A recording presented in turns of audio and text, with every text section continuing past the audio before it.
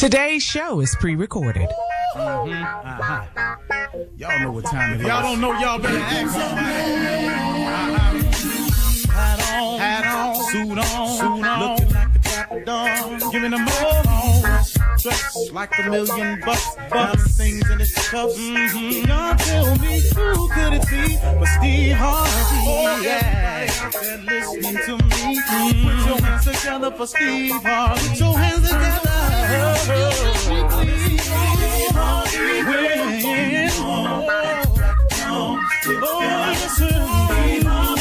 Why don't you join? Yeah. Get on, y'all. Better give me some eggs. Why not listen to me? Join in me. Come with me, help me say. I'm not afraid to go home. You gotta turn it on. Yeah, turn it on. Steve Harvey in the morning, y'all.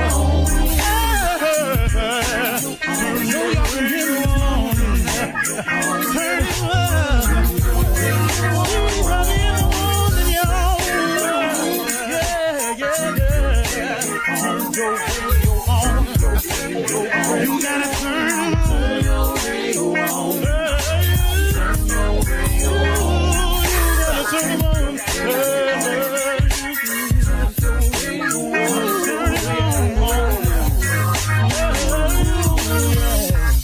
Turn them up, Steve Harvey got to turn them out. Steve Harvey turn them on to the morning, y'all.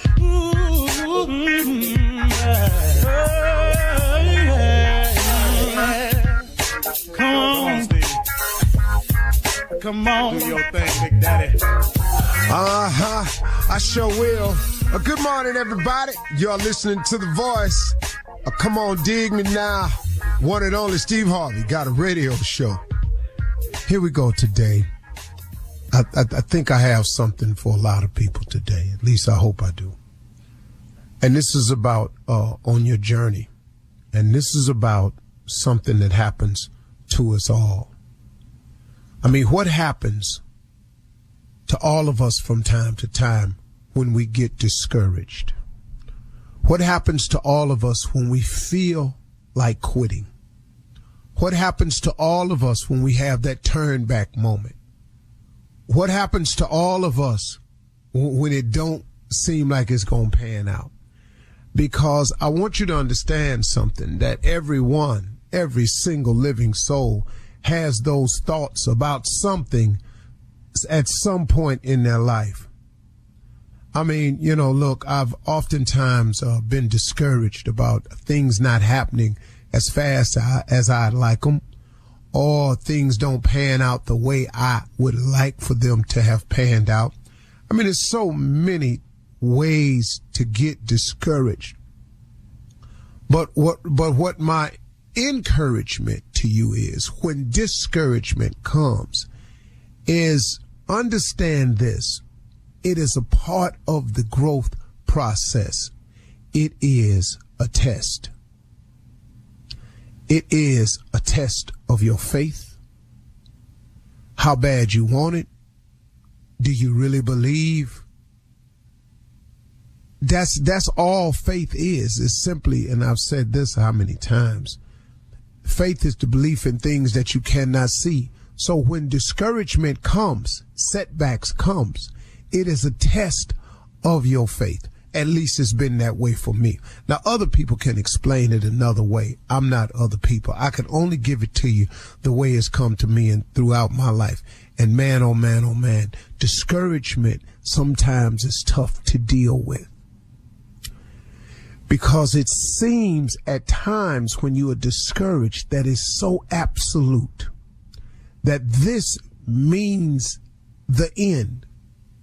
And if you allow it to set in, it can be just that, the end of you. When merely it was a test. That's all it is. But the majority of people that I know who are not successful, or who have told me the story of how they gave up, it was because at a moment of discouragement that they allowed it to set in, and it became so engulfing that it became the reason why you shouldn't finish. And then they started justifying it with, hear the one that I hate to hear. Well, if it's God's will. Excuse me? If it's God's will that you fail, if it's God's will that you're not successful, if it's God's will that you lay down and give up, it's God's will that you allow yourself to amount to not reach your potential, that's God's will. That's not the God I know. That's not the God I serve. That's not the God I've read about. That's not the God I believe in. I'm sorry. My mother always taught me something, that he didn't bring me this far to leave me. I just don't believe that. Not for a second. Now, have I convinced myself of some things? Yep. Have I allowed the devil to come into the picture and paint a different one for me? Yep. I've done all of that. But you can't blame that on God now. Come on. So when discouragement comes, try to look at it, if you can, as a test of your faith. And you merely have to pass the test. It could be for a day, a half a day, a few hours, a week, a few weeks. It don't matter. Don't nobody know how long the test period is. Your job is to keep the faith and keep moving.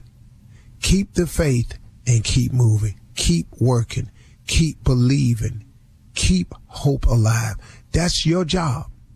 If you do that, that's how you pass the test. It could be over tomorrow. It could be over in 2 weeks. It could be over in a month. You don't know. But all you got to do is wake up and keep the faith and fight the discouraging feelings. And how do you do that, Steve? Now, here we go. This is the part I know about for sure.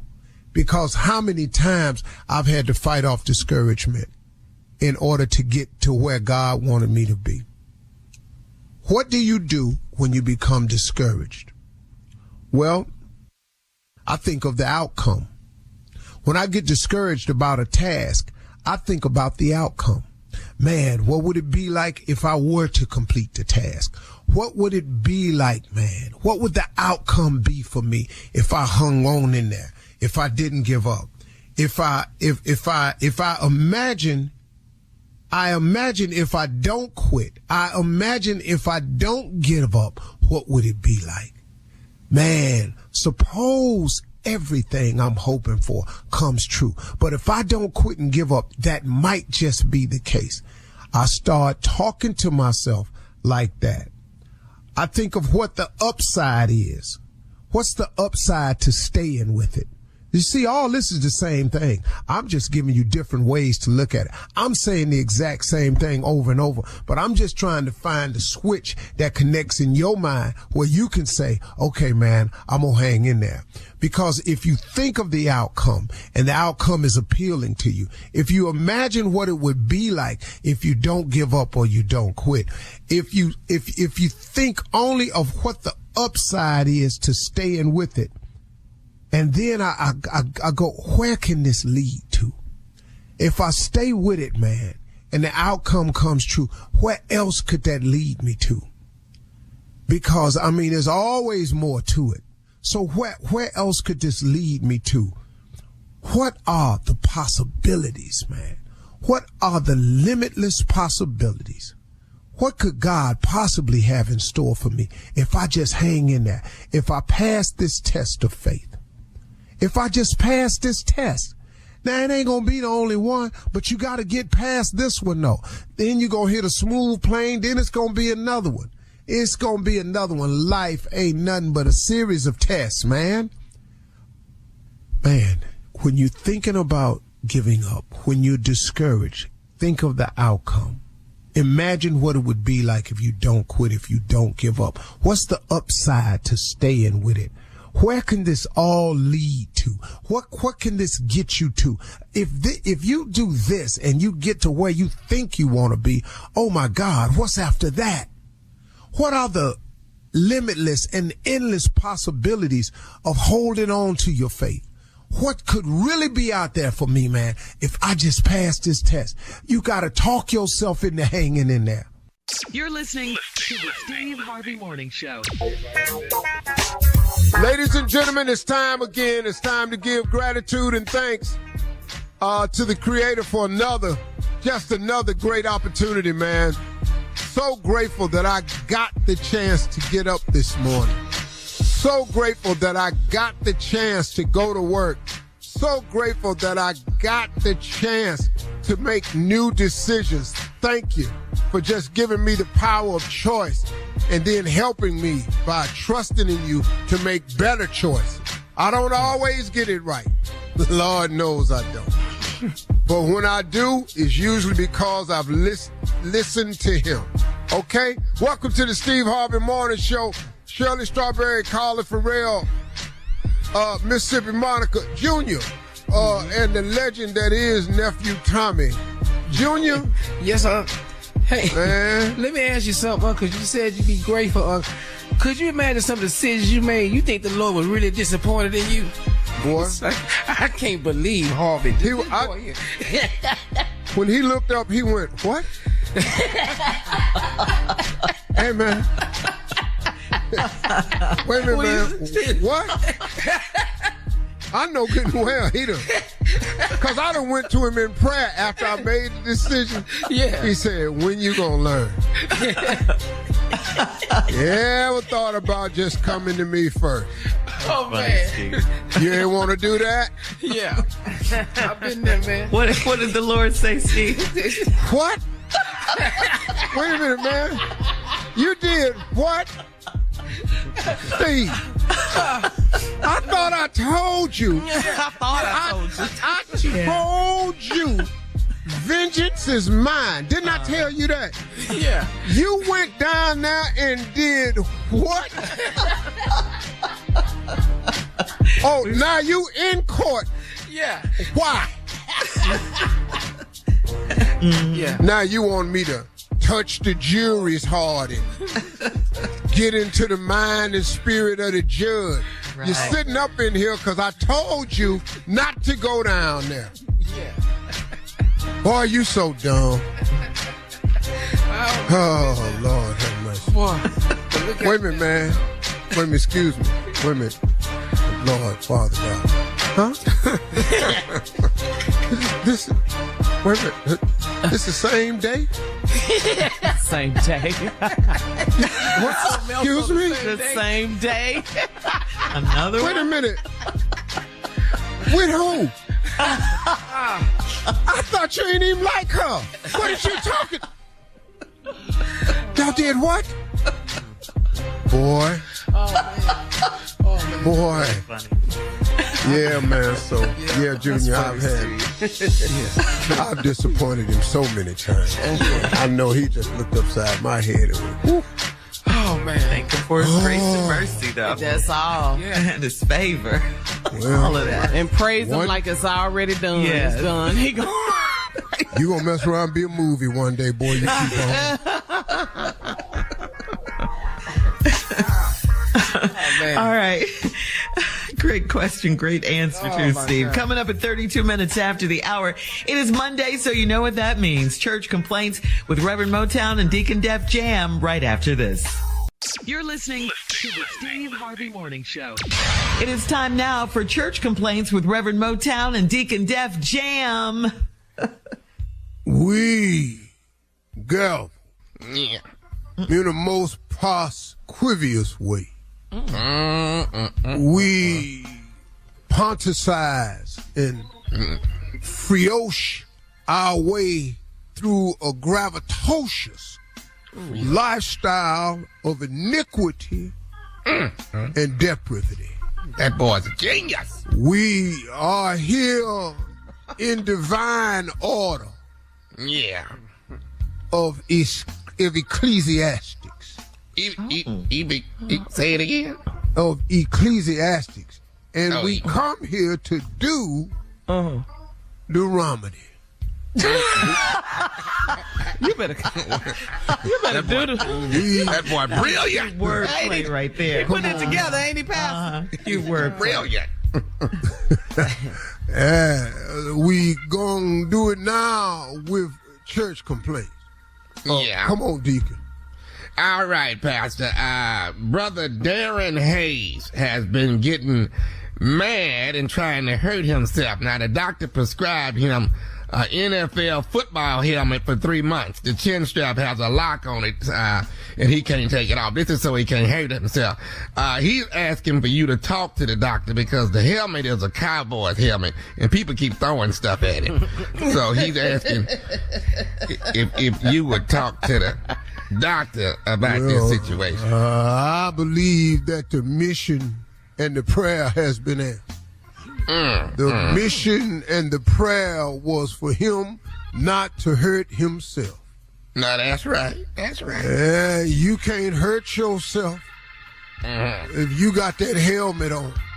That's right. And the fact that you can't get the helmet off is going to keep you from hurting yourself. See, but people are throwing things at him, though, Pastor. That's the problem. The prayer was for him not to hurt himself. The prayer was not for others. Not for See, know your prayer. Don't be, when you go to God, know your prayer, because when he answers, don't come here and try to add nothing else on. Now you want help from other people. That ain't what you prayed for. Know your prayer. Know your prayer. Come on, man. Know your prayer. All right. I will pass on the news. That's a word. We got a major issue here. Brother Lawrence Kavanaugh's funeral was this past week. God rest his soul. He wanted to be transported to the cemetery in a horse and carriage. Well, and they got that for him. But halfway to the cemetery, the horse died. They are both still on Old Spanish Trail right now. The family is asking if we can help get the horse and him to the cemetery. That's your call, Pastor. But they still right there on the street, Old Spanish Trail. OST. OST. I'm going to need them to get that cleared up soon because I takes Old Spanish Trail when I goes to bingo. And I just wanted to... You play bingo? Yeah, we play together. We play. I collect the money. I run the bingo hall. What? Yeah, I bought a bingo parlor. Anyway, Brother Lawrence Kavanaugh, this once again, know your prayer. The prayer was to be taken to his grave site in a horse-drawn carriage. Yeah. We did that. Well, we didn't make it all the way, but we You didn't ask him to make it. You asked to be taken in a horse-drawn carriage. Again, know your prayer. You was getting taken there. You didn't ask him to keep you. Amen. You didn't ask him for a safe journey. Yeah. You didn't ask him for full delivery. You said, take me in a horse-drawn carriage. You should have asked for a healthy horse. See, you know your prayer. Go ahead, Deacon. A whole word. Healthy horse. All right, you're going to have to talk to Brother Curtis Baker and tell him to stop throwing his black hat up in the air during service. It's only supposed to be done during a time of black emergencies. And he's out of control with that. The whole time you was preaching, he kept throwing that black hat in the air. You're going to have to talk to him, Pastor. I was wondering why several of the white members was getting jumped on. Just randomly. No, not in church. Out of nowhere, I was just going, why did he haul off and fire on Brother Peter? Oh, man. But no, I will speak with him about throwing his hat in the air. Thank you. You know, stop taking your hat off. All right, last but not least, the roller skating fundraiser was a disaster. Sister Moselle Richards, it was a disaster. Sister Moselle Richards fell and couldn't stop rolling and took out 18 people in front of her. 12 of them are in the hospital, and we owe the skating rink $2,000 in damages. So it's safe to say we did not raise any money. Now, how do you want to pay the roller rink? Oh, see, now, I don't really foresee myself paying the roller rink any money. And I'll tell you why. Why? I'm going to plead my own case. You know, I started to go to law school. There's a sign at the roller rink that says skate at your own risk, that we are not responsible for any injury. And that's at the door of every skating rink. Mm-hmm. You can't fall, break your arm, and sue the skating rink because you fell. So we're not going to be able to give no money. What made us want to have a roller skating fundraiser? We have a roller skating ministry. I know you didn't know that, but we have a roller skating ministry. Thank you, Reverend Motown and Deacon Def Jam. Know your prayer. That's a word for today. Coming up next, it is Ask the CLO. You're listening to the Steve Harvey Morning Show. Coming up at the top of the hour in entertainment news. Well, Steve, you were trending last week over this tweet. A comedian you don't find funny at all, ? You came back to set the record straight after some backlash. We'll talk about that. And in really sad news, longtime TV game show host Bob Barker has died. Yeah, that's all. Yeah, from The Price is Right. That's all at the top of the hour. We'll talk about it. But right now, it is time to ask the CLO. This one is from Jess in Hollywood. Jess says, my boyfriend is 27 years old and I'm 30. I've caught him watching explicit videos right before we're intimate. So I asked if he needs those to be excited, and he said no, the videos keep him interested. Is this good or bad, and should I be offended? Well, I mean, he said those explicit videos keep him interested. He told you the truth. Now, I don't know if it's good or bad. He's 27. He's 27. Y'all keep what y'all. You know how much stuff he's still trying to figure out.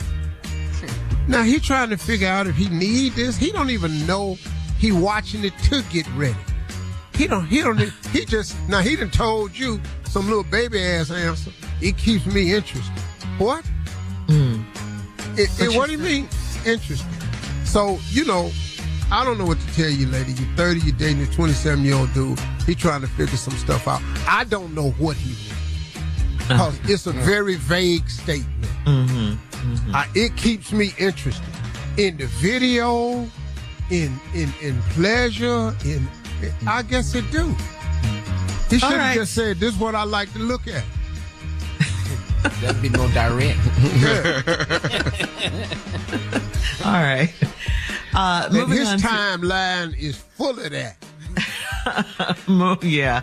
Moving on to Trell in Nashville. Trell writes, I'm in my late 40s and my boyfriend is always in the club. He's 50 and never misses a Thursday and Saturday night out. He wants to get engaged, but I told him it's got to be me or the club. He said he has a hard time choosing. Should I leave? Wow. Between you and the club? Yeah. Yeah, if you were the 50-year-old dude and he having a hard time picking you or the club, why is he even in the club? You 50 in a club, man. Wow. What club? Are you sure this is a club?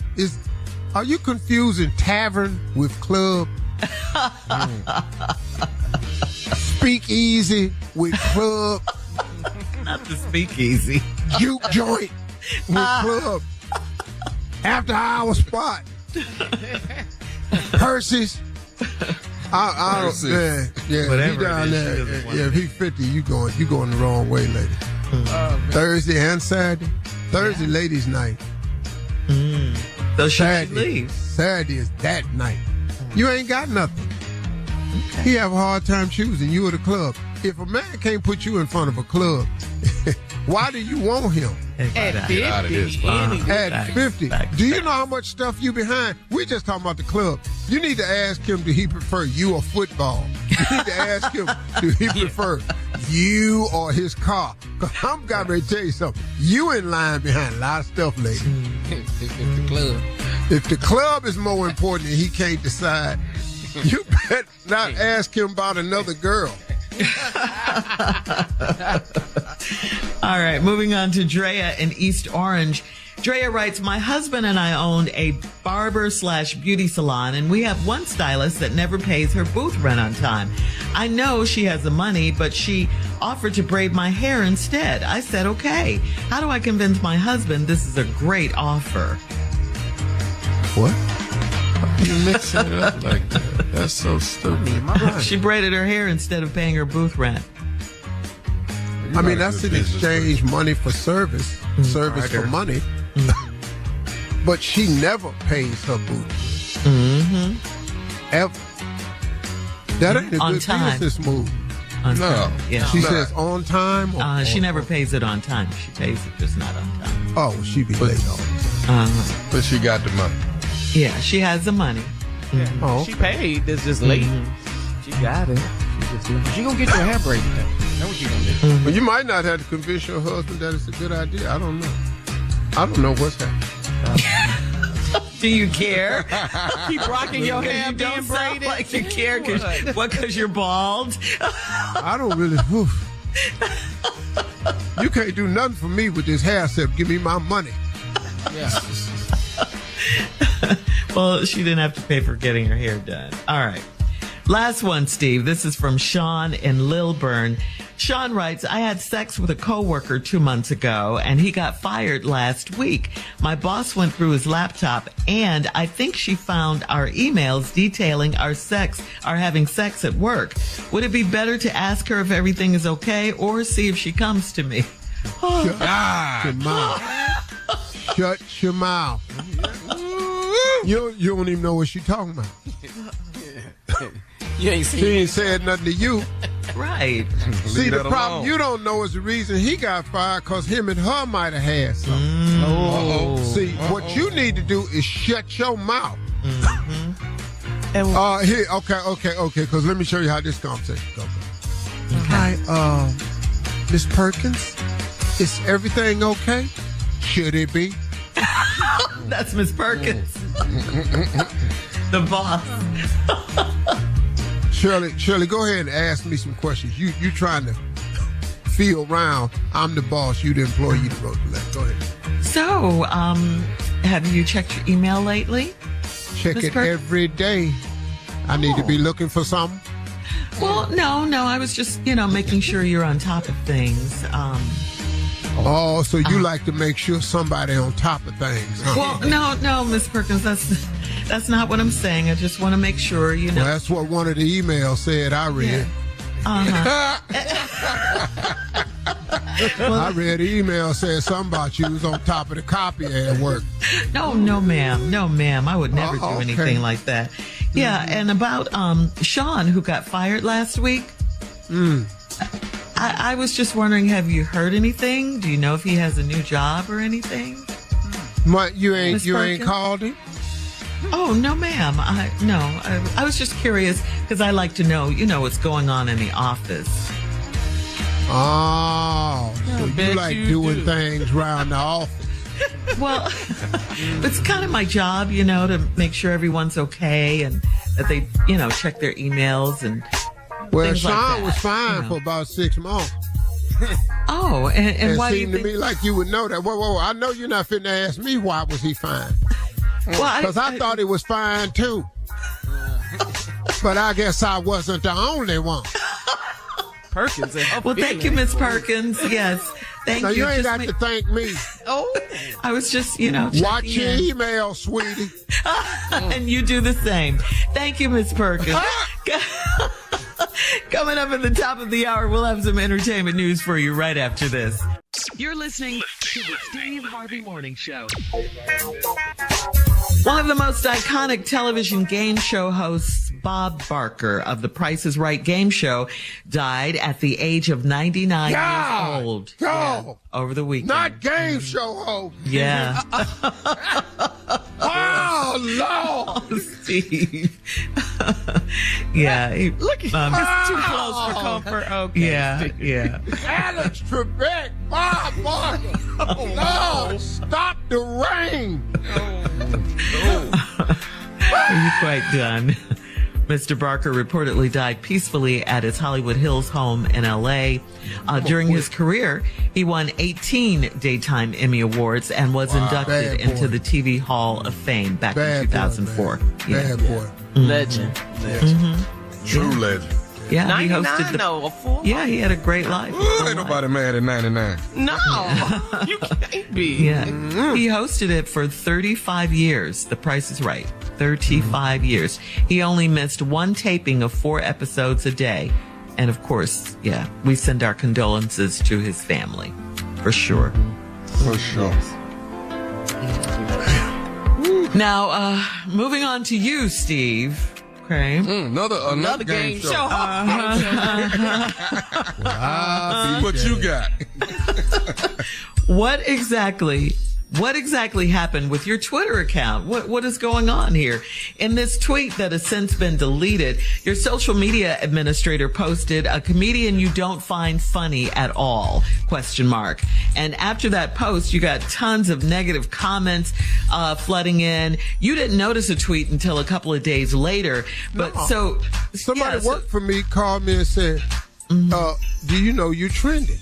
And I said, for what? And for something you tweeted. Some who tweeted. See right there, that's why. Yeah, I could give you a clue. I tweeted, and I went, what? And they told me the tweet was, name a comedian that you don't find funny at all, or funny. And now all these people, damn, Unc, why would you do that? And then they sent a clip of me, it was on the Breakfast Club. Man, that don't seem like Unc Steve Harvey, he don't roll like that. And I'm sitting there going, what is this? Yeah. And so I got on the phone, I texted everybody work for me. I'm saying, what the hell happened? What's that? Then come to find out, a person that works for me on my account tweeted it out. Boy, let me tell you something.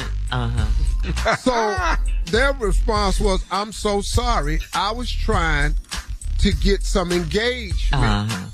Oh, there ain't no problem. Now I got to go on Twitter and make a public apology because my whole brand is positivity and motivation. Exactly. Uplift. That doesn't even sound like you. And I wouldn't even do that, especially about a young person trying to come up in this business. We done all had some not funny nights. All of us done had them before. And why would you don't know where a person at in their career, but I was so mad that I just started, I did it, and see, I didn't know, tell you how much I don't know. They were talking about my ass on the response, talking about, because Steve Harvey, he doing a selfie. I thought it was a selfie. I thought if you record yourself by yourself, talking with your own hand, which is part of yourself. I thought that was a selfie. That was the biggest topic. That ain't no selfie. That's what they got That's out a of video. Your Yeah. statement. Selfie. But most people understood it ain't nothing I would do. And then I was and then I coughed in the middle of the video, but I'm not redoing it. That was funny. But you're not redoing it. No, I'm not redoing it. No, I'm not redoing it because this is what I was doing when I was doing the selfie. So why would I do it again? It's a video. Stop calling it a selfie when you were doing the video. A selfie is pick your phone up, click the picture, and you're done. You did the video. I did it myself. Steve, what about the comment that said something like, whatever, we know it wasn't you. Where's Lori? Move on. Yes. Yeah, I don't care. Now my daughter lives in that world. I don't. But I want to say this statement right here.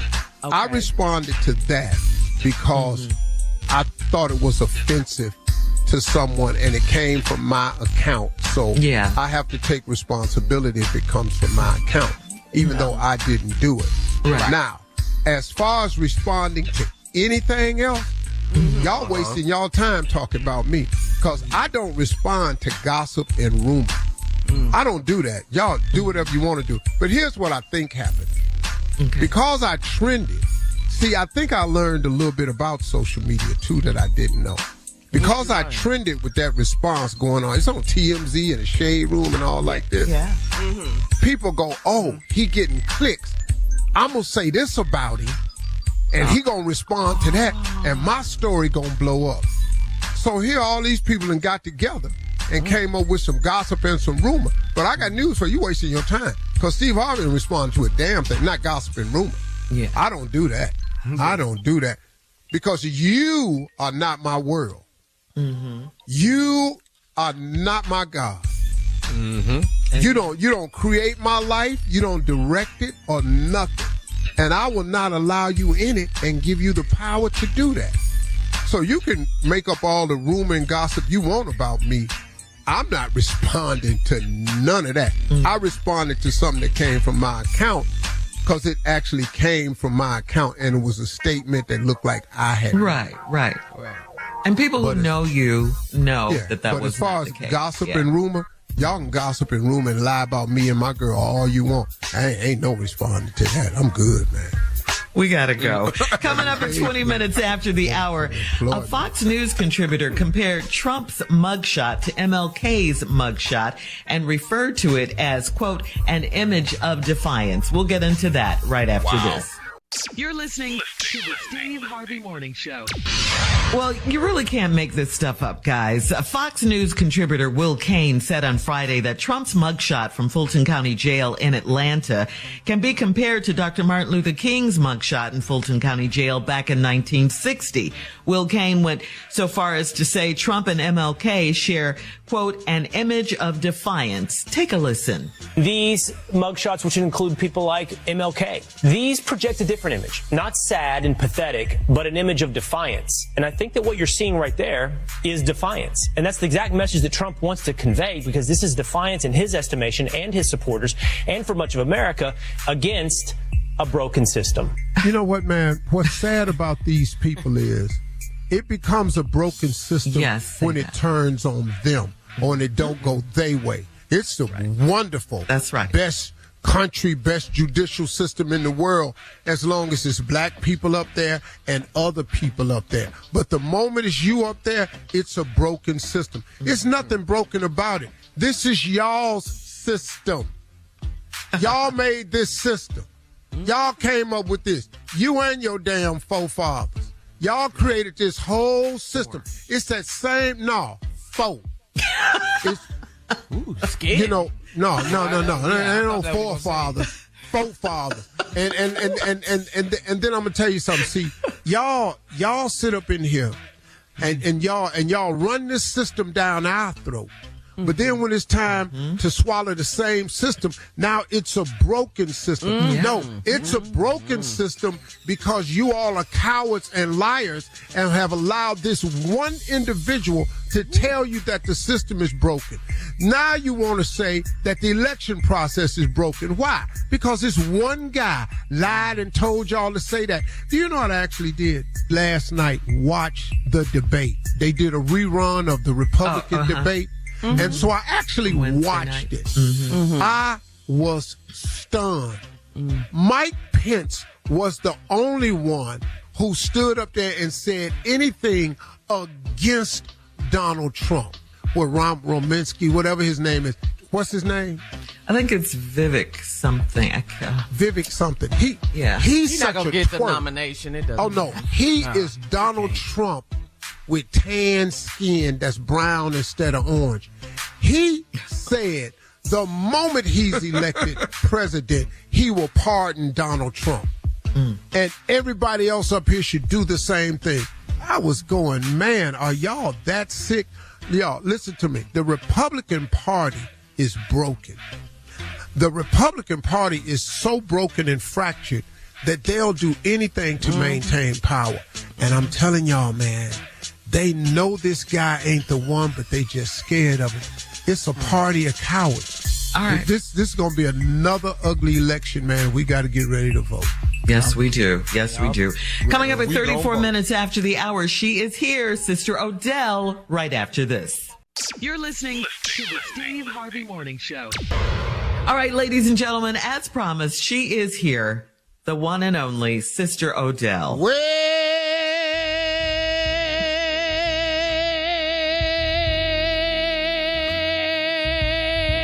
that note.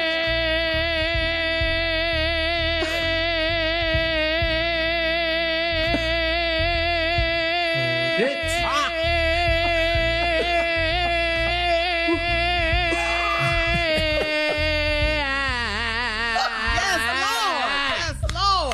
better hold that note. The Lord. Yes, Lord. With all of my heart. Amen. Hey, glory. Y'all didn't know it, did you?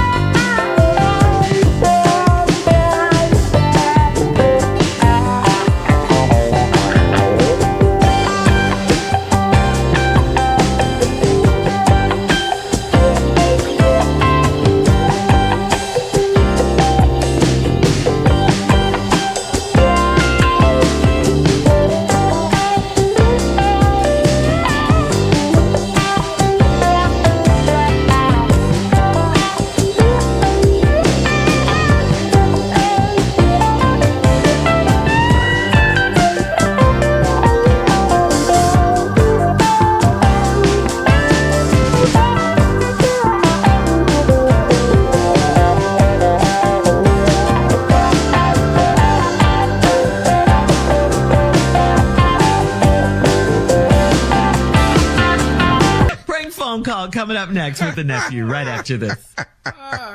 You're listening to the Steve Harvey Morning Show. Coming up at about 4 minutes after the hour, it's my strawberry letter for today, and the subject is, he's so good at cheating, it's scary. We'll get into that, find out what that's all about in just a few. Yeah, I'm scared already. But right now, it is time for the nephew and today's prank phone call. What you got for us, Neff? This right here, don't let it shock you now. But this is called Your Funeral Arrangements. Your Funeral arrangement. Who died? We're all here. No. This is for a person that's living. You know, we call your funeral arrangements. Mm-hmm. What? Do you need to do this? Do it early, Carla. Do it early. Arrange it. Get it on test run. Just do a test run. So you doing a save the date? What do you mean you do it early? Take a listen. Come on, Cat. Your funeral arrangements. Hello, I'm trying to reach a Miss Diane, please. She's not in at the moment. I'll take a message, please. My name is John. I'm actually the funeral director here at Funeral Home. Miss Diane came in earlier today and tried to get the arrangements set. First of all, I want to say my condolences to you all and your entire family for what you're going through. She filled out some paperwork here, and I wanted to make sure I got everything actually correct. I'm a little not sure on what she wants on the actual tombstone. I don't know if she wants Rob or Robert. Are you one of the members that may be able to tell me exactly what she would want on the tombstone? I'm Robert. What's this all about? She came in this morning. What you talking about? Okay, hold on a second, sir. You're who? I am Robert. Robert. That's me. Okay, and is there Robert Senior or the Junior is just a child?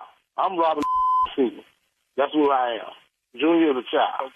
Neither one of us did. We're healthy. Okay. Hang on. Oh my God. All right. Okay. Hang on a second, sir. Yeah. Diane, Miss Diane is your wife? Yeah, Diane is my wife. You sure you got the right Diane? You sure?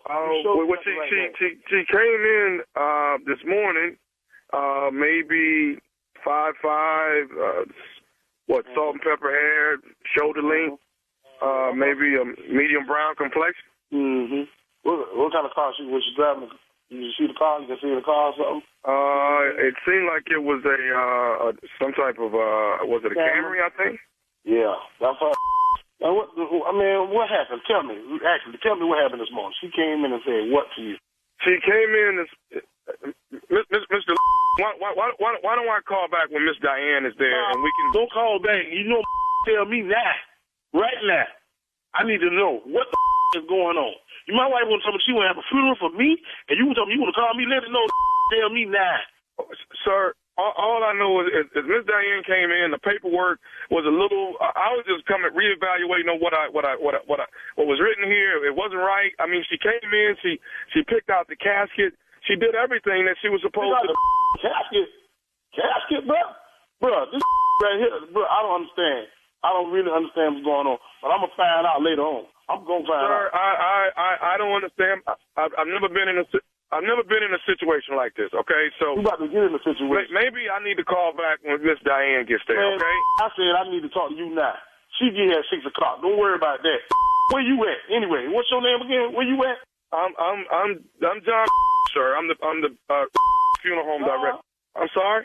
John, you might be making some funeral arrangements for her too.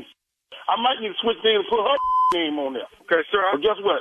6 o'clock is 6 o'clock. Sir, 6 o'clock. You gonna be there? Sir, a funeral is a very serious thing, sir. Mm-hmm. So you're so serious, bro.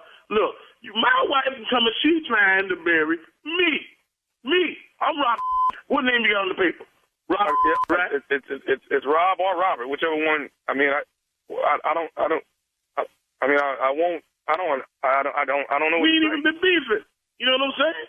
We ain't even arguing. We had a little light argument last week about a little light bill, some little like that. But you gonna have a funeral for me? Okay. Man, this don't make no sense. I tell you like this, they got the right now. You got the right one. I tell you, man, I'm not around. Watch. Sir, Mr. I mean, since I have you on the phone, can I ask you what? Is it all right if I ask you something, sir? Man, what you want to ask me, bro? I mean, since it is your funeral, would you like the light blue lining or the white lining on the inside? Come on, you playing with me, right? Now you trying me. Now if I come down there and swing on your, you won't like it. It's gonna be 2 funerals. You and her.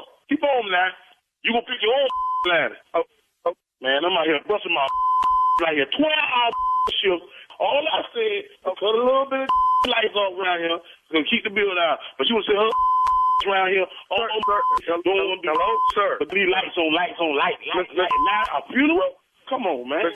Boy, I swear to God, this. Okay. Can I tell you what else your wife told me when she was here? What? What else she told you? Yeah, I need to know. Anyway, I need to know. Tell me. Go ahead, tell me. Well, she told me to tell you exactly who I was. What? Who is you? I'm sorry.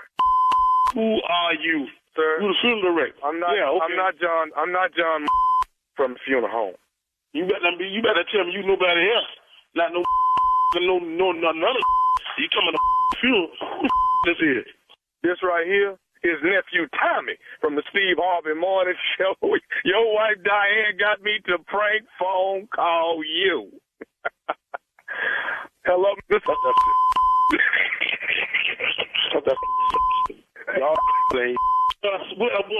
I swear y'all ain't. Tommy boy. Y'all play too much, man. Y'all need to stop playing on people's phones, man. Oh, for real, man. Y'all need to cut it out. Tell that Steve, I say, hey, man, look here, bro. Big Daddy need a suit, man. Size 58. I need all that. Need all that shoes, socks, hat, all that. All right, man. Hat, suit, hey, let me ask you, Mr. Lee, what is the baddest radio show in the land? The Steve Harvey Morning Show. Nah. Oh, goodness. There it is. Oh, funeral arrangements. God. Hey, we need to be one. prepared, y'all. We need to be prepared. Know what you want. Exit plan. Exit plan. You know what you want. Know what kind of lining you want in that thing. You know. You're gonna be in there for a while. You need to at least know you want to pick a color you like. You know what I mean? Hey, I want to thank Washington D.C. coming out at the Howard Theater, hanging out with your boy this weekend. Enjoyed myself thoroughly. Went and hung out with Miss Virginia at Ben's Chili Bowl. She is 90 years young. OMG, she looks good. She does. And yeah, she looks really, really good. Had a wonderful time. You know, that place is historical. She was at the first March on Washington in 63. Wow. You know what I'm saying? She was there. And everybody stops through there. Every legend you can think of, from MLK to well, actually, they say when President Barack Obama, when he first won, his first stop was Ben's Chili Bowl. Oh, wow. Okay. Yes. I remember seeing that picture. I remember that too. Yeah. Wow. Yes. My next stop, I get to take a little break, but my next stop is in Killeen, Texas. Killeen, Texas. Twice as Funny Comedy Club. That will be October 6, 7, 8. October 6, 7. See that break I get? October 6, 7, and 8. So Killeen, Texas, the Nephew. Been a long time. I think it's been about 4 or 5 years. The Nephew is coming to Twice as Funny Comedy Club. That's October 6, 7, and 8. You better get your tickets right now, because the fool is coming to Texas. Okay? Twice as Funny Comedy Club, Killeen, Texas. Nephew Tommy. What? All right, Nephew. Thank you. Coming up next, Strawberry Letter. Subject, he's so good at cheating, it's scary. We'll get into that right after this. Ooh, that boy good. You're listening to the Steve Harvey Morning Show. It is time now for today's Strawberry Letter. And if you need advice on relationships, work, sex, parenting, or more, please submit your Strawberry Letter to steveharveyfm.com and click Submit Strawberry Letter. We could be reading your letter live on the air, just like we're going to read this one right here, right now. Buckle up. Hold on tight. We got it for you. Here it is. Strawberry Letter. Thank you, Nephew. Subject, he's so good at cheating, it's scary. Dear Steve and Shirley, my brother is so good at cheating that it's scary. I lived with him and my sister-in-law for a year after I got out of rehab. I was in a boating accident and my leg was messed up, so I stayed in a rehab facility for 3 weeks. When I got out, my cheating brother wanted me to stay with him until I was fully able to walk again. After only 3 days of living with he and his wife, he started using me as interference and an excuse to cheat.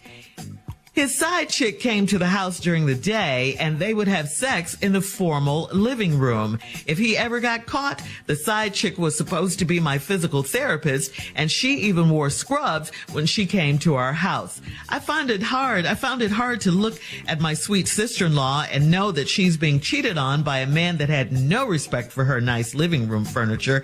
He gave his girlfriend my phone number, and she'd call late at night, and he'd come to my room to tell her goodnight on my phone while he left his phone on the charger in his bedroom.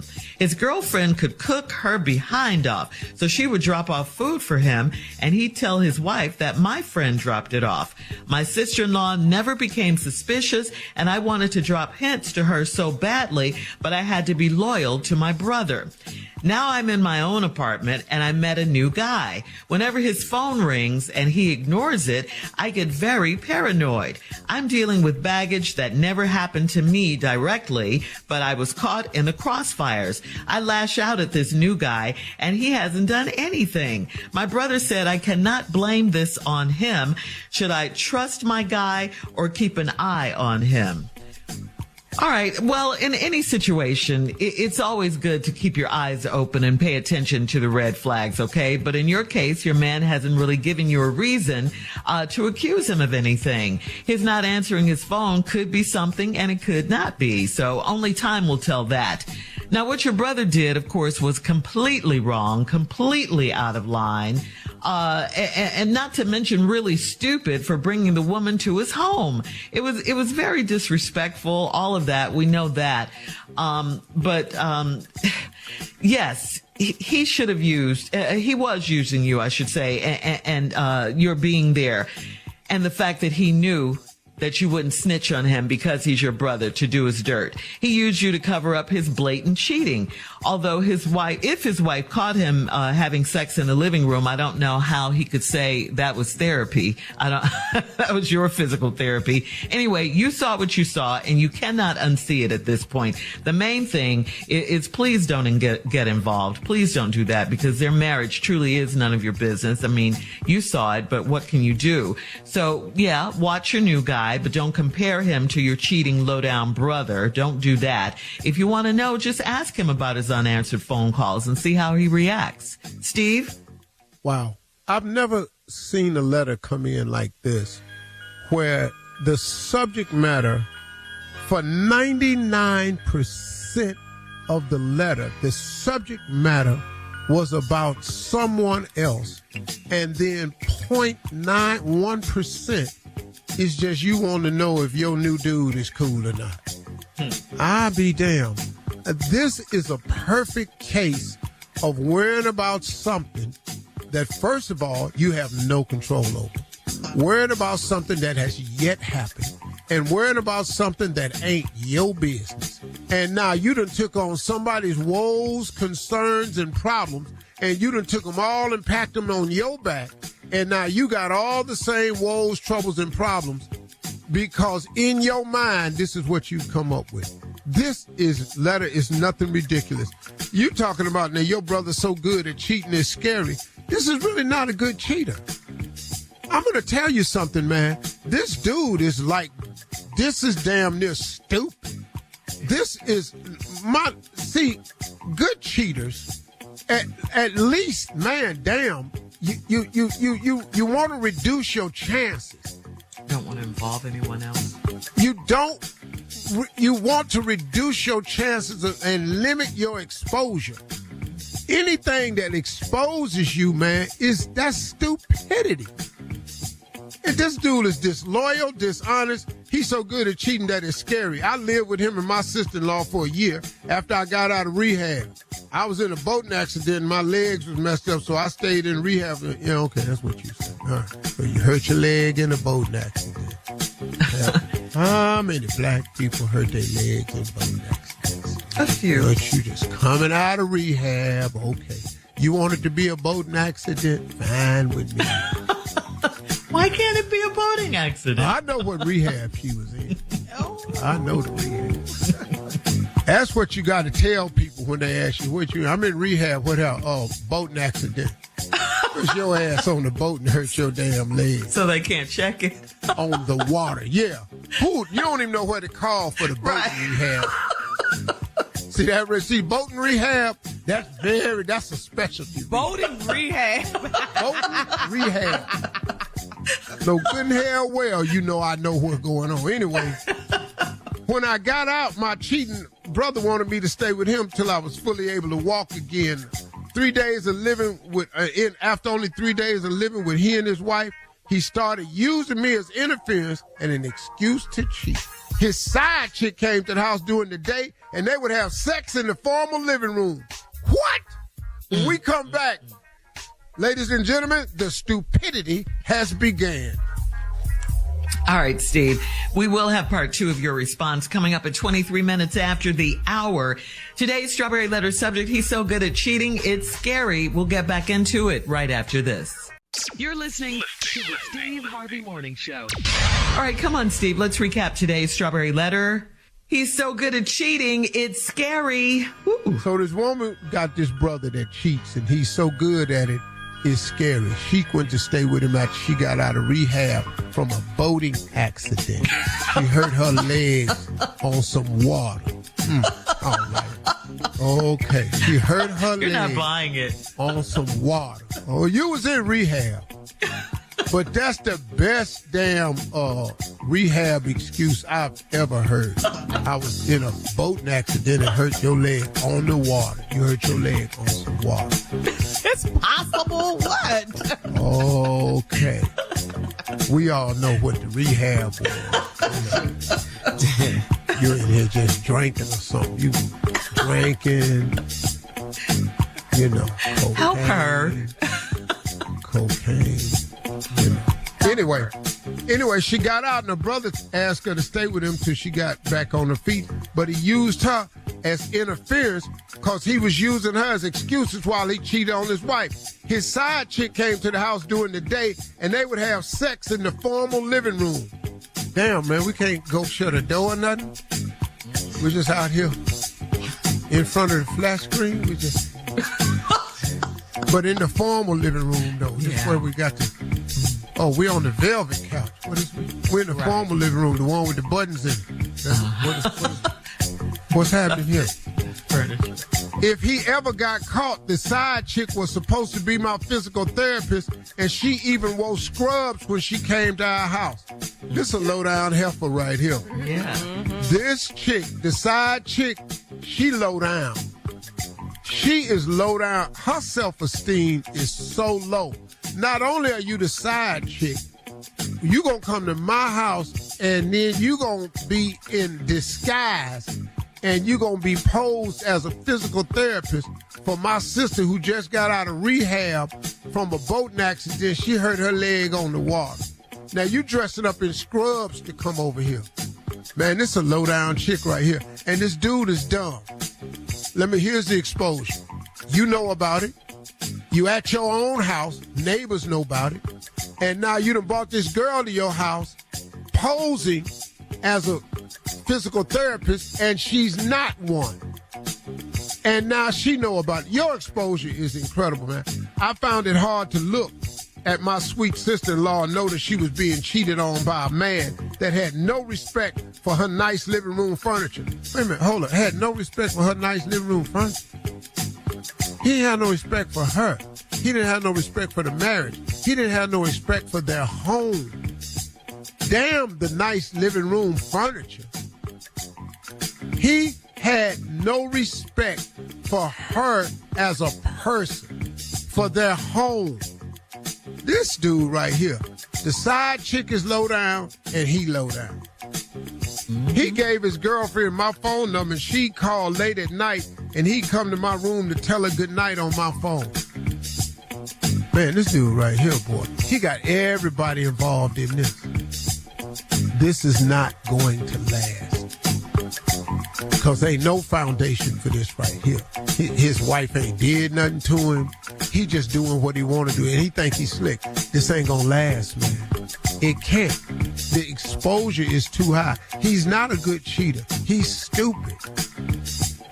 His girlfriend could cook her behind off, so she would drop off food for him And he'd tell his wife that my friend dropped it off. Well, she is your friend. She'd be calling you at night. You take the phone call. Why don't you ignore the call? You ever thought about getting out of this? Not participating? Anyway, my sister-in-law never became suspicious, and I wanted to drop hints to her so badly, but I had to be loyal to my brother. That's real.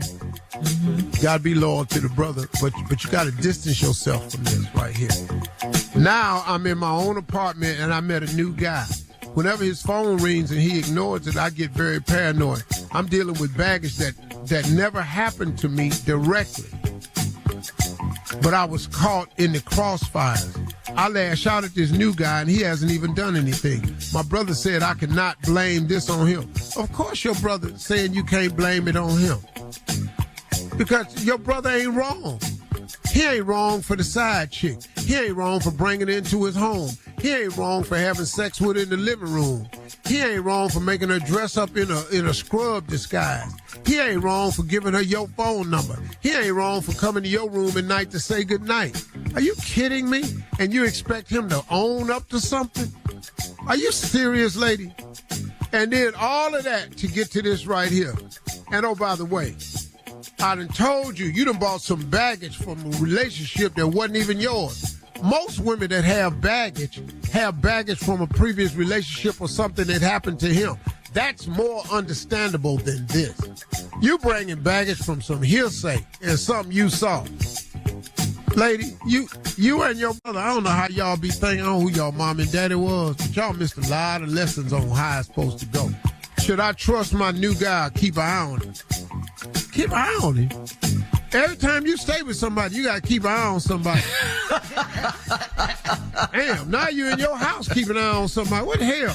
Why don't you just try to enjoy your damn life for once and quit creating scenarios that you don't have? Hey.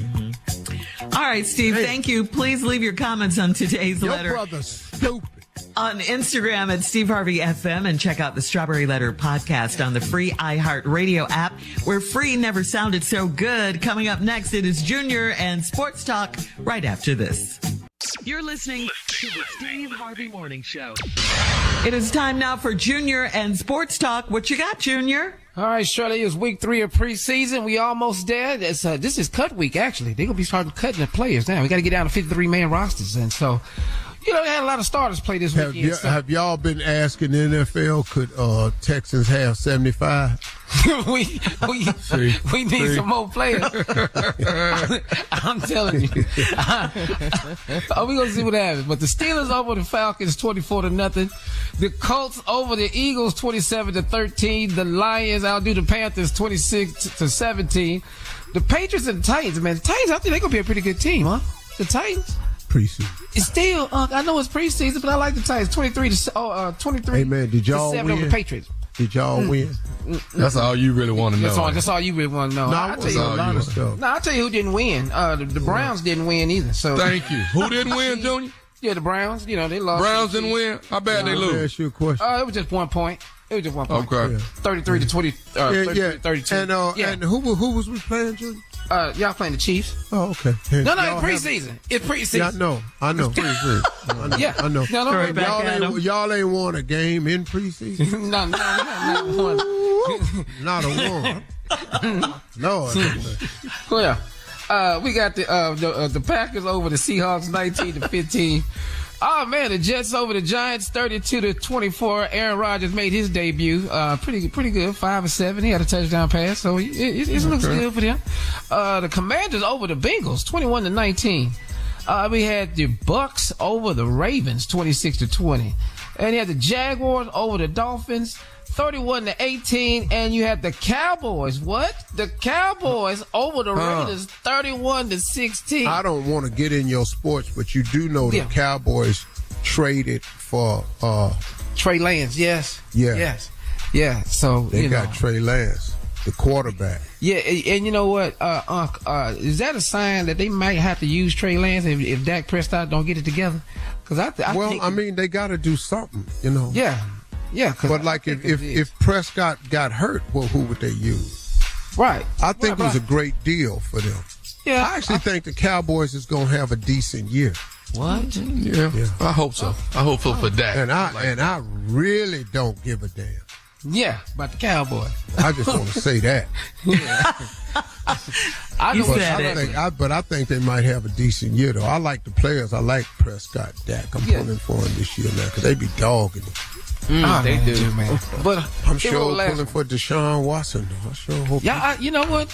He looked pretty good. He had a couple of fumbles in the game, but he still looked good. I think y'all gonna be fine. You think y'all can make the playoffs?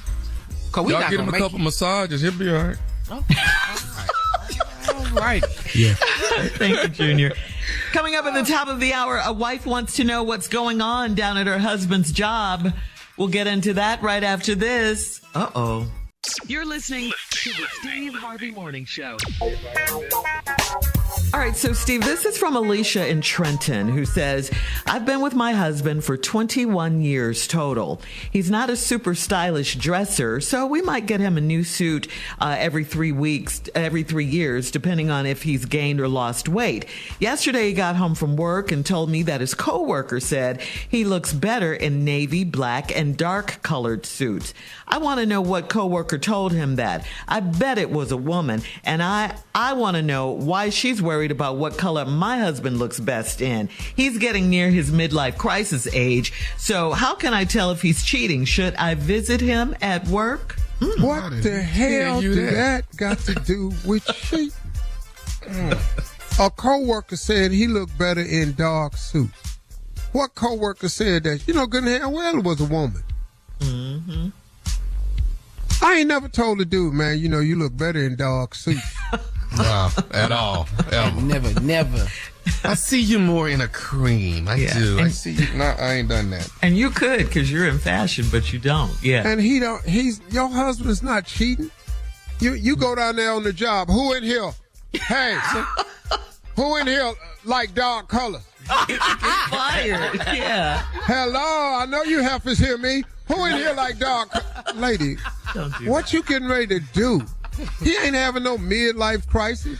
You buy your husband a damn suit every 3 years. Every 3 years. How long he been at the job? What the hell you buy him that beige suit for last year anyway? Oh my gosh, boy. He said you gonna roll up to the job. Who in here like dark colors? Man, that's some ignorant ass. Who in here building Darryl head up? So your response is she shouldn't visit him at work, obviously. For what? That is so funny.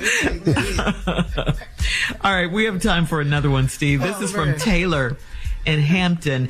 Taylor says, my boyfriend wants to get his eyes done. He's always had under eye bags and he's not even 40 yet, so he's very self-conscious. I want him to feel good about himself, but I don't necessarily think that a cosmetic procedure is the way to go. Do I have to be fake and act like I support him on this? Will it crush him if I tell him how I really feel? I think you should tell him how you really feel. Mm-hmm. You know. That you're not into plastic surgery. I mean, if it don't bother you and you want to tell him that, you should tell him that. Then if you go down there and get the surgery, then you done found out that he don't give a damn what you think. Them bags got to be heavy, though. Yeah. Them bags got to be heavy. Let me tell you something. For a man, be talking about that right there? Yeah. No. Them bags strong. Yeah, man. Oh. Yeah. Mm-hmm. Okay, so. See, like, I'm going to have to start learning how to use these filters they got out here on these cameras, because when I do these selfies and stuff, I don't know how to hold the camera. And I thought about surgery my damn self. I see my damn selfies because I be going, man, what angle do I hold it at? My nose don't look like a helmet. I be sitting up here going, damn, man, I got on the Kansas City it does Chiefs make your features helmet. Your features man, I don't know how to hold it. Because, you know, I be seeing people hold the camera and take a picture of themselves in the mirror. I don't know how to hold my damn camera. So maybe when I get through, I'll be stop going, doing that. What? You need you got a big ass face. Wonder what Everybody does. Wonder what I'd have to. How many weeks would I have to be out for surgery? Wonder if I got. I wonder if anybody You gonna would schedule it at a good time? Yeah, I wonder if anybody noticed if I came in here with a really narrow nose. It is getting more common amongst men. I just come in here and look like a damn newscaster. I'm Steve Harvey. Hi, I'm Steve Harvey, and here's the evening news. I just don't see you doing that, Steve. I don't see you doing it. No. All right, coming up, we'll have more of the Steve Harvey Morning Show at 20 minutes after the hour, right after this. You're listening to the Steve Harvey Morning Show. All right, so Steve, it is out. You're getting great reviews. Please tell us more about Elevate You. Junior, you ever use Elevate You? Absolutely, Uncle. I use Elevate You. Yeah. Yeah, you look good, Junior. I know you've been working out and stuff, too. I saw your cutout this weekend in Walmart, too, man. It looked good, man. Yeah. Shut up, Junior. Yeah, you was in there, man. Boy, don't you say that. You looking good, man. Junior, am I the same height? Yeah, dog. Yeah. So this is what I want to do. Anybody that sees my cutout in Walmart, can you take a picture and post it and send it to me? How would they get the picture to me? They could tag you in the post if they post. You want me to give them your number? Yeah, because we're trying to figure out what would you like. If you post a picture and hashtag Elevate You, I'm going to start posting people. Let's take it. Cool. I ain't seen it. Yeah. Junior, it's a cutout? Yes, a cutout, sir. At a Walmart. At the Walmart. Woo, I done made it now. Yelling. I done made it now. I'm a cutout at Walmart. That's big. That's big. Boy, you don't even understand, Pretty y'all. epic, The stick Steve. packs is going huge in Walmart, and the gummies is going huge in Walmart. All right. Junior, the scene of cutout. How come you ain't take no picture, dog? Yeah. You know what, Uncle? I'm going to go back down. It's right up the street. Man, I sure appreciate it. It's 2 turns. I love it. All right. We'll have more of the Steve Harvey Morning Show coming up at 33 minutes after. We will play a round of Would You Rather right after this. You're listening to the Steve Harvey Morning Show. Time now for a round of Would You Rather. Let's get right into it. Would you rather do 500 push-ups a day? Or would you rather have lunch with your ex once a month? 1,000 push-ups. I'm gonna do these push-ups. I ain't Start right now. I ain't even gonna be able to hold a card on Family Feud. Don't be so. Yeah. But we Ain't nobody doing the X. Ain't nobody doing the X. It's just once a month, though. It's just once a month. I'm gonna go and do these damn push-ups. At least I can get something out these push-ups. Oh, okay. Yeah. All right. Would you rather dream that you're urinating, or would you rather dream you're being chased by a dog? Well, let me done explain both of them. something to you. What you mean? Let me tell you this right here. If you dream you urinating, you have no idea, but that's what happened to a little boy. You standing, you're peeing right now. You're peeing on yourself. That's not a dream. If you're dreaming about urinating, that's not a dream. You're going to wake up wet, homie. I done peed while the dog was chasing me. So I done both. Wow. Y'all wide awake, too. Wasn't no damn dream. Getting it. Top speed. Yeah. All right. Would you rather go 1 month without teeth, or 1 month without your, you know what? What? Yeah. Teeth. Without or, my you know what? Yeah, without your you know I what. ain't never going without my you know what. I'll you be go gumming without everybody around here, but I ain't going without my you gummy know bear, what. I can get some more teeth. I can get some dentures or something. But when you take you know what, where are you taking it where? Wait, dog. You taking it off to where? You're just going a month without it. What do you mean without it? Just a month. You're just going to go a month without it. Now, do you know how worried I'll be about him? That's on your mind. No, I ain't even going to be able to sleep. Calling every day. Checking on him. Let me holler at him real quick. Hey, man, you think I can sing? Make sure he all right. I got to have visitation. There no visitation.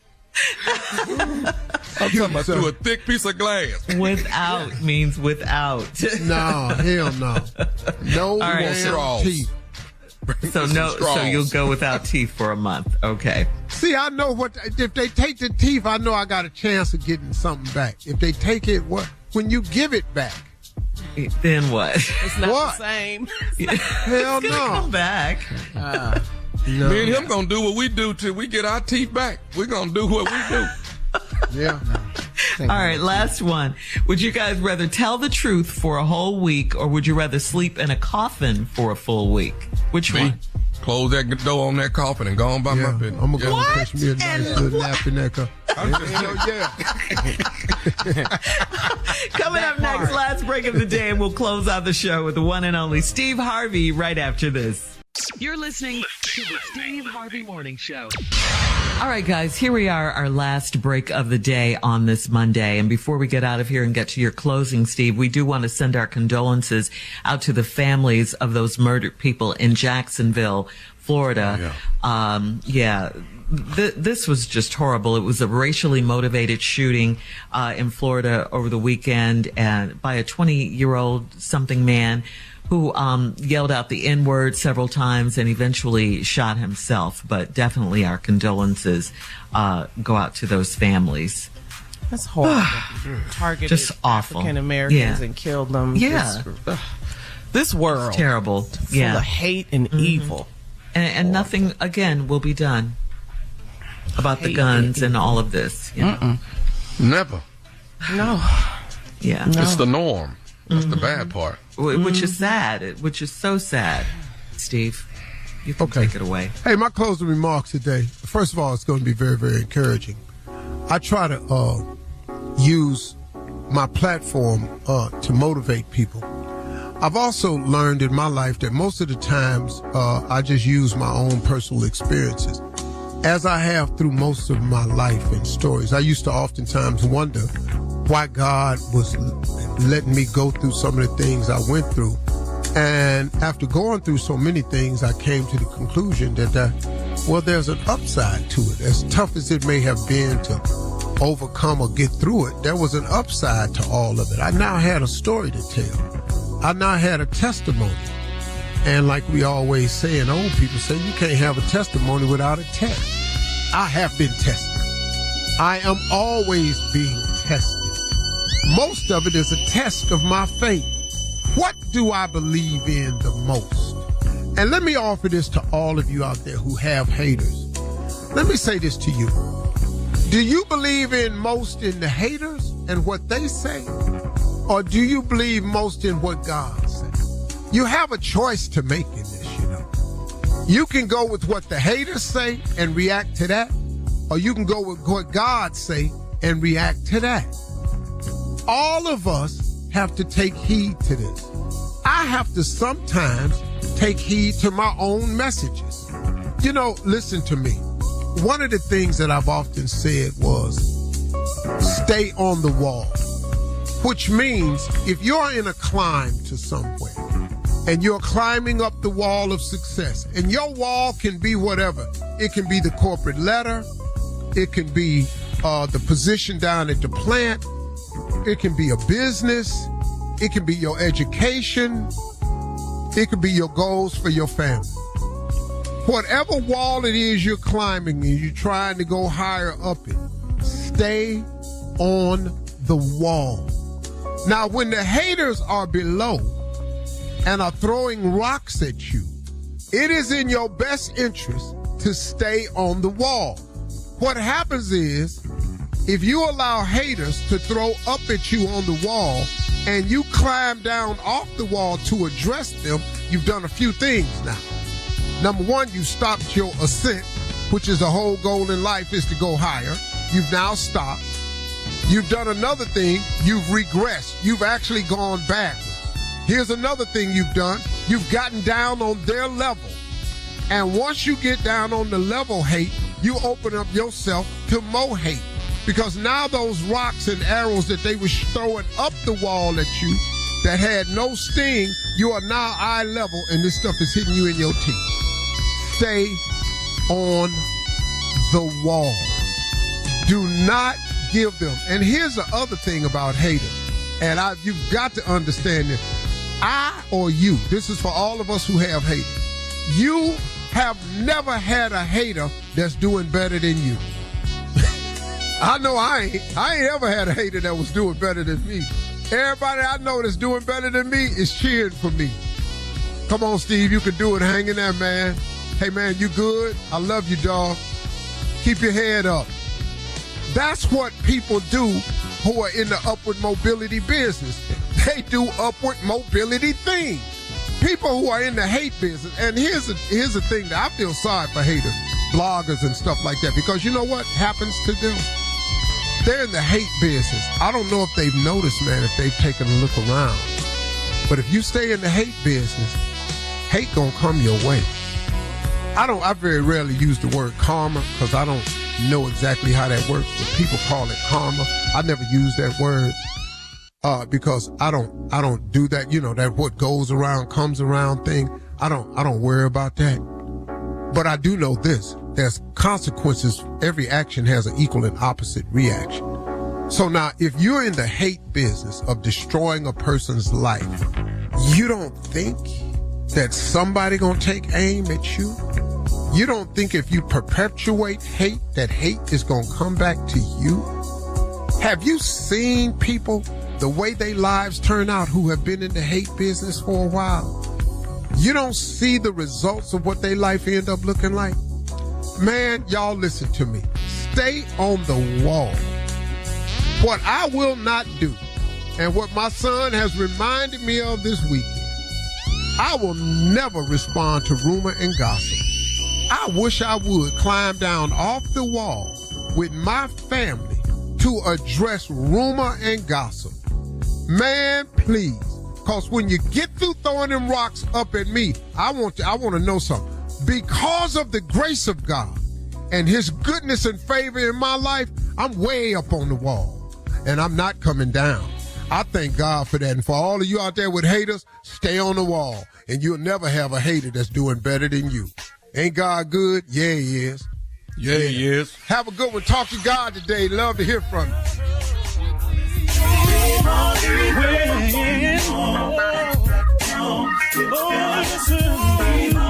For all Steve Harvey contests, no purchase necessary, void where prohibited. Participants must be legal U.S. residents at least 18 years old unless otherwise stated. For complete contest rules, visit SteveHarveyFM.com. You're listening to the Steve Harvey Morning Show.